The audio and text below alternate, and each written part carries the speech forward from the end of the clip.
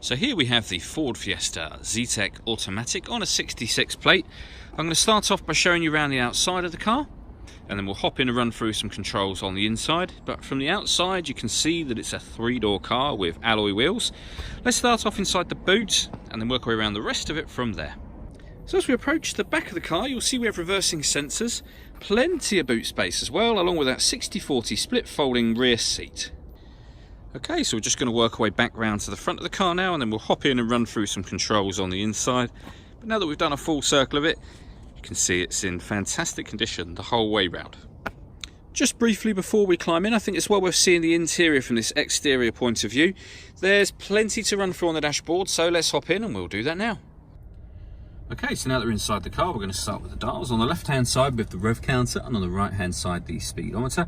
At the bottom in the middle, we've got the fuel gauge, and then above that, you can see the total miles on this car, which are only 1,431. So considering the car's 2 years old, very, very low mileage. And above that, it will show you what gear this car is currently in. We can change the information in the middle for various different pieces of fuel economy information by pressing the button on the end of the indicator stalk. And eventually that will take us back round to the beginning again. If we back out to the steering wheel, on the left-hand side we have stereo controls and voice activation for the phone. So hit that button in the middle, ask it to dial anyone in your contacts list, and it can do that for you without you having to take your phone from your bag or pocket. That is, of course, once you've paired up the phone, which is done using the buttons in the middle and the screen directly above that.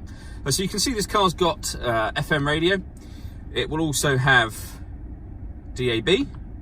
We've got 2 frequencies of DAB and then AM as well. And then eventually we'll be back to the FM station we were on a moment ago. If you want to listen to your own music, you can do. There's a CD player just here.